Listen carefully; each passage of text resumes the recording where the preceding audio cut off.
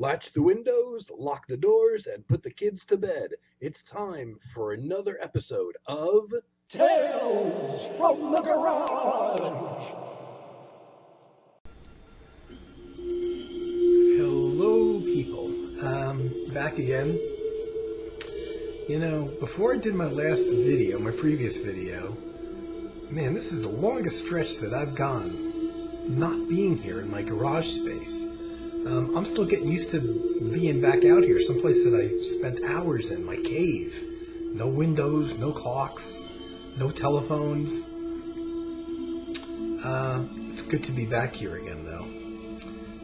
Even though being in a garage, of course, I have a few visitors, namely flies, which we get this time of year, of course.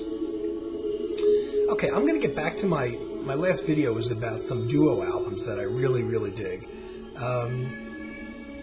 But prior to that, I attempted to film a video which did not come out. It was all glitchy and froze, even though I didn't film it out here. And this is the computer that I'm on now is the one that I have the problems with. My new computer inside, I've never had glitchy problems with like that. And I attempted to film a video, and it froze, just like the cursed computer out here. Who knows if you'll see this one, but the last one went okay. Probably unlike most people who are music fanatics, I listen to a lot of music every day. But most people just play all different albums by different artists. Most of the time, I'm focusing on an artist. That doesn't mean necessarily everything I play that day is by that one artist, but in a lot of cases it is, or certainly most of the day. And a lot of my listening is geared, there's a method behind the madness. And that is simply because for a whole bunch of years, I used to have a van many years ago that lasted, I don't know, 6, 7, 8 years, that had a CD player in it that played MP3 discs. Well, the way that I choose to compress my music files at the bit rate that I use and everything, I can get 8.5 hours worth of music on one disc, which is a whole bunch of albums. And so when I got this van many years ago, I started burning MP3 discs. And 8.5 hours is a lot of music. So even if you only had 10 discs, you know, you might have, 80, 90, 100 albums on there, something like that. Which is a lot. And of course, over time, I probably made 150, 200 of these MP3 discs, so you can imagine how many albums that is. And then I lost them. And now I'm down to basically this little folder here, which is the stuff that I've been doing in the last couple of years. After that van stopped working, I had a couple cars for a handful of years, and the cars did not have MP3 players in them. And then when I got my Jeep, the car that I have now, wonderfully, the CD player does play MP3, so I was back in business. When I moved, though, I seem to have lost all those discs that I made. So I kind of started from scratch again. And a lot of the listening that I do on a daily basis is for the sake of me compiling these discs. Most of the time, 90, 95% of the time, I only put one artist on a disc, so I have to obviously have a whole bunch of albums by them. So in this case, this is what they tend to look like. This is a Yellow Jackets disc that I was able to fit 9 CDs on there. I don't leave out tracks, not even the ones I don't like. I include everything. So this had 9 CDs on and a few bonus tracks that were things where they would contribute one track to a multi-artist compilation album, and there'd be one Yellow Jackets track on there that wasn't on any of their albums, kind of thing. So if I have space, I'll put those on there too, to the extent that I can. So this is a nice one. I have literally all my favorite Yellow Jackets albums. That's typical. And what I do prior to burning these discs, and this is where most of my listening time goes to, is I spend a lot of time just listening to all the albums I have by this artist and figuring out which ones I want to keep on, I want to put on this MP3 disc. Generally, I'll have more albums than I can fit in that 8.5 hour time frame. So, the albums I don't like as much don't go on there simply. Or maybe they'll go on a second disc somewhere down the road. So I spend a lot of time listening to one artist. So like when I did that Yellow Jackets thing, I probably spent a month listening to their albums, picking out the ones that I wanted to put on the disc, to the extent of, how many can I fit kind of thing. And then the hard part is deciding the order to put the albums in. I always put my favorites naturally at the top. I don't do it in any kind of real sequential order. I do it in terms of preference for the album. So that when I start playing it, it always starts with probably my favorite album by the group. So I spend a lot of time listening to one artist at a time on any given night, because I'm almost always in the preparation stages for making these MP3 discs, which as a result, I almost never listen to the radio in the car as a result. But then every once in a while, I have to have a complete clearing, and I go and I listen to some other kind of music other than the type that I've been listening to or the artist. And in a lot of cases, it's not even like a similar band to what I'd be listening to or type of music. I want to go and do something like cleanse the palate kind of thing, or yes, I'm tired of listening to just the Yellow Jackets or Wes Montgomery for a month and a half and nothing else. And I'll completely do a swing, and I'll listen to something totally different than whatever it is I'm listening to, whether it's a small jazz band or whatever. And I did that a while ago, and I had this kind of cleansing. It's like I was really tired of listening to, I guess the small group thing that I was listening to at the time. And I just went and I pulled out a bunch of my classical discs. Just that, I mean, I know them. I don't know them, like to the point that I have every note memorized. It's classical music. Most of these are orchestral.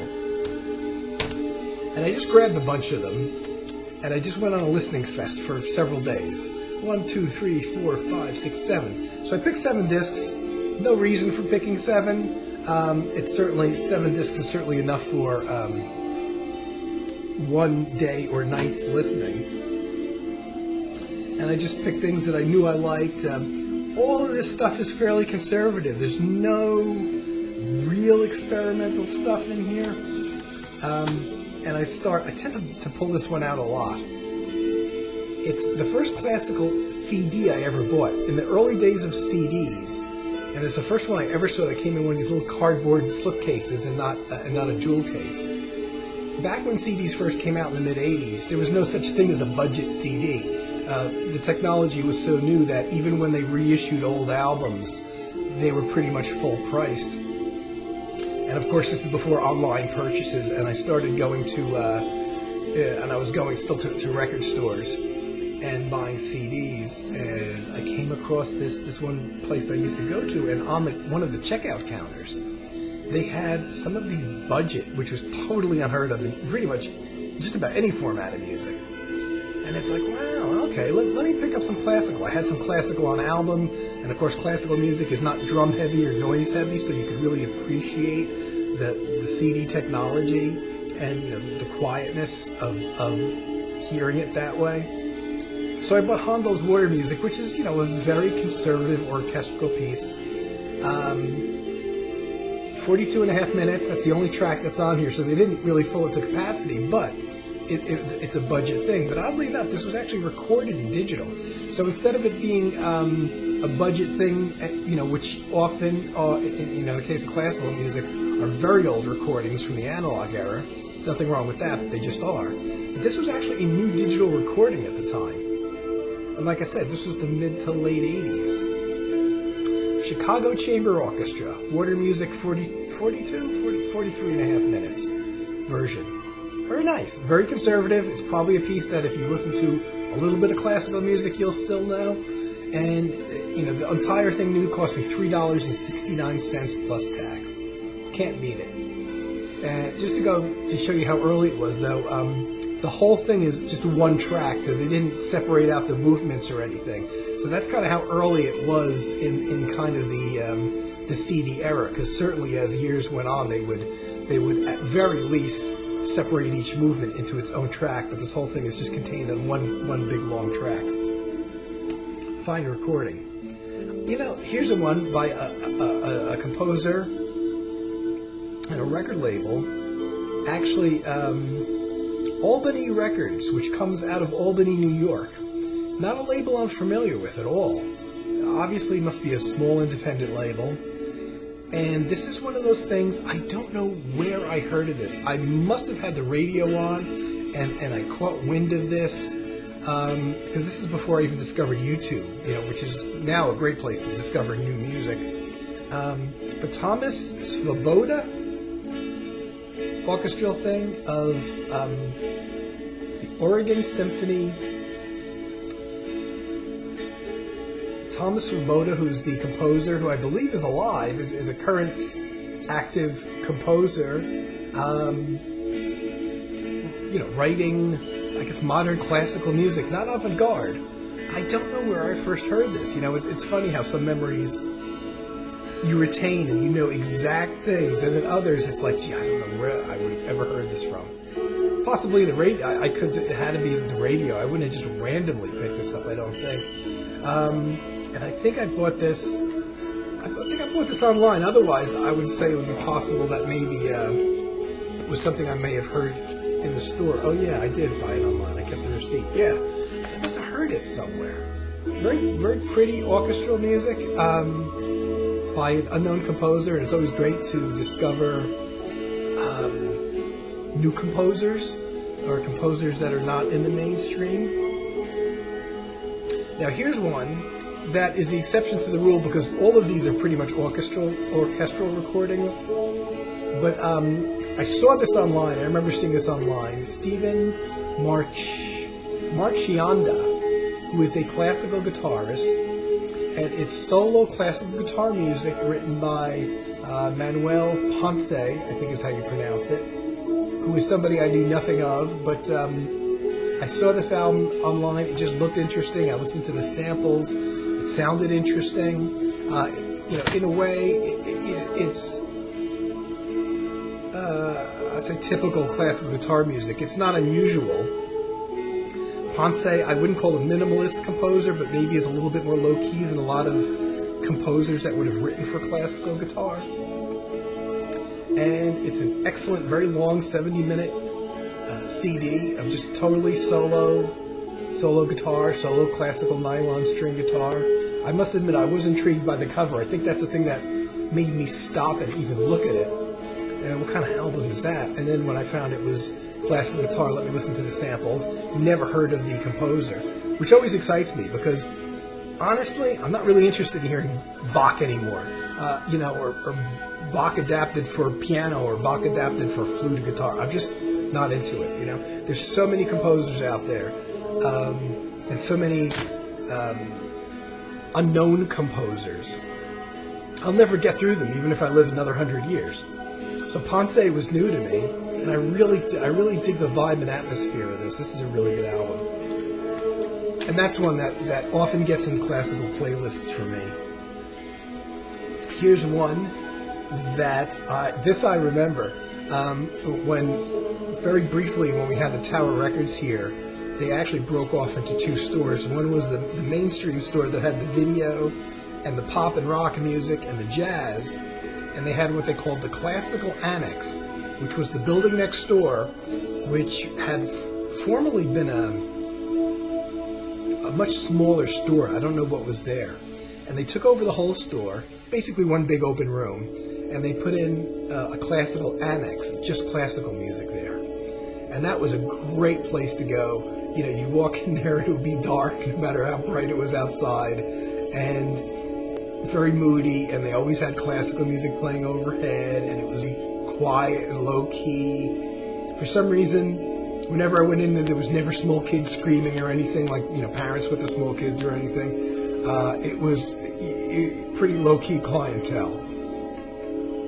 And I love going into the unknown areas and to the miscellaneous areas where you would find unusual albums. And and in classical, if you have a very large store, one of the big things that the shops used to do also is they had music by composer or music by performer. If you had a very well known like a Pavarotti or whoever, Yehudi Menuhin or somebody would also have their own section. And then there would also be miscellaneous sections, and there would be miscellaneous instruments. So if you were interested in, say, trumpet music, trumpet classical music that featured the trumpet or the French horn or something like that, they would often break it down by instrument.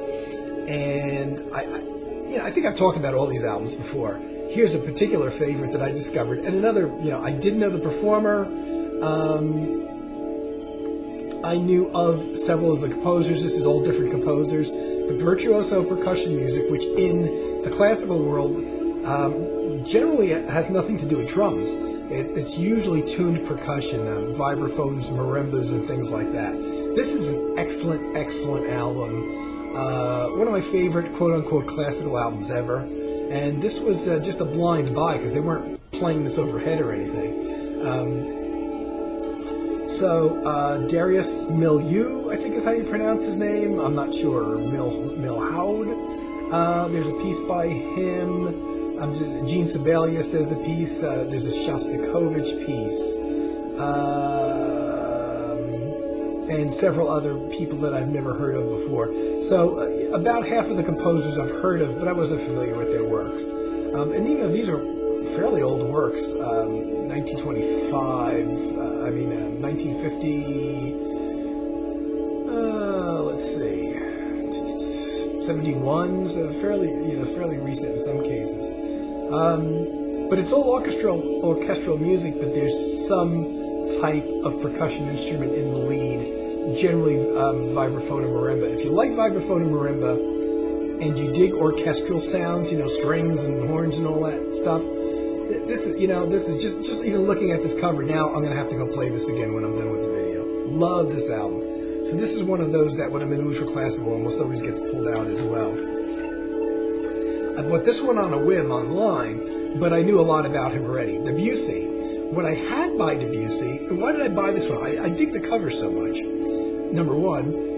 Number two, everything I had by Debussy was solo piano music, which is this very well-known stuff. And I had actually never, to my knowledge, heard any orchestral Debussy, or at least things that he wrote for orchestra.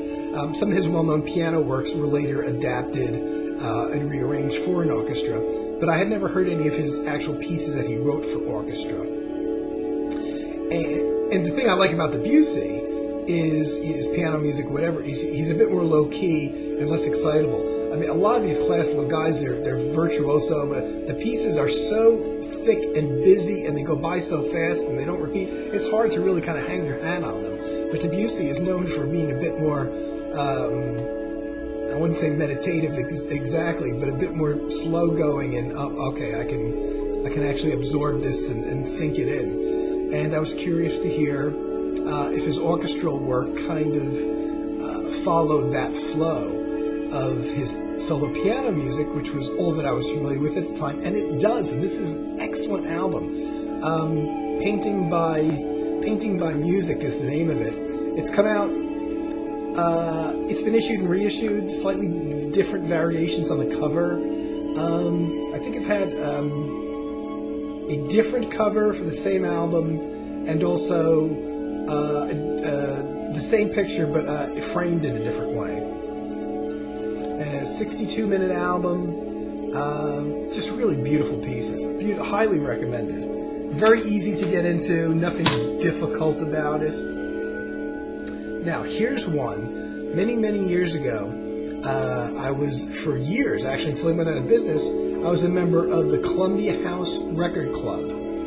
And because I wasn't crazy about they would do their selection of the month, and it was always a smooth jazz thing, and I was just totally not into any kind of smooth jazz back then. And I don't mean smooth jazz as it became in the 90s. I mean smooth jazz the way it was like in the 70s and 80s, before they even called it smooth jazz, but it was the more commercial, kind of funky jazz.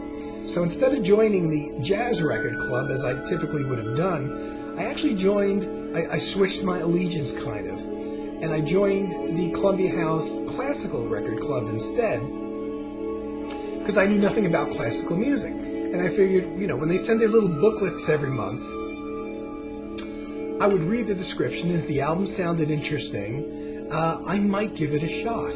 And, or just leaf through the catalog. And, because, back then, again, this is long before online and before you could sample things and hear them before you heard them. And that was how I bought a lot of my classical discs around that time. However, in this case, and this is, there's two different composers on here, both of which I actually ended up loving very much. Manuel de Falla, who does this piece on here, which is translated in English as Nights in the Gardens of Spain. The thing that made me buy this particular album, though, is I used to listen to this overnight classical music show that was on a commercial-free station. It used to come on at midnight. It used to go till at least 6 a.m. And they played avant-garde music. They played classical music. It was a WNYC radio in New York, a station that's still there, but they don't do the classical overnight thing anymore. And one night, I don't remember anything about the piece, but the DJ came on after playing this long piece, and they would play 20, 30, 40-minute pieces without interruption. And they announced that one of the tracks they were either going to play or just had playing was Nights in the Gardens of Spain. And it's a title that just resonated so much with me, and I loved so much that I never forgot it. And this is back in the LP era, before CDs were even around. And I kind of filed it away, and eventually when I joined the Columbia House Classical Records Club, I found a fairly newly recorded version at the time. This is from the late 80s, 87 to be exact. I found a version of that, and I said, I don't remember anything about the piece.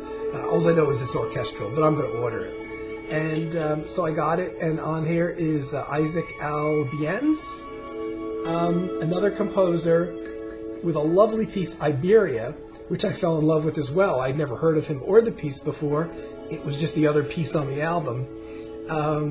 And I got to admit, I like it just as much as Nights in the Gardens of Spain. So I've since bought albums by both composers. Again, very, very conservative, nothing avant-garde, orchestral, but not difficult to get into. And that's why this stack here is pretty much my go-to. When I'm in the mood for classical music, but maybe not something in particular, these are the albums where I go. And now my stack of CDs is falling, so I gotta start moving stuff. Okay, the last one, because this is going longer than I wanted it to, is, like I've done before, a composer I'd never heard of, I knew nothing about, but I was online, and I believe this was in the clearance section of what used to be Tower Records online. Pretty sure that's where I got it. I fell in love with the cover so much I just had to have it. It introduced me to another composer, Swedish, I believe, Wilhelm Peterson Berger, and lovely orchestral, again, conservative music. Not a modern composer. I mean, he lived 1867 to 1942, wrote many orchestral works, and from what I've read about him online, he actually didn't like the avant-garde, what was currently going on at the time. In the early 20th century, he didn't like the quote-unquote avant-garde movement in music, so he's a fairly conservative composer. Beautiful stuff for orchestra, and I have a whole bunch of his other albums, orchestral albums, in my want list, in my wish list, but there's a whole bunch of full, complete symphonies and things like that he wrote on YouTube. So I've, since purchasing this, and this is kind of my one of my go-back-to CDs, I have like a whole folder online just from YouTube of other symphony works of his, and they're just really beautiful stuff. and fairly, I mean, have you ever heard of his name before? Or, he's one of those obscure, there's so many obscure composers out there, which is maybe why, I'm kind of shying away from the box and the people that you've heard of. And this guy, I bought it, I gotta admit, I bought it because I liked the cover.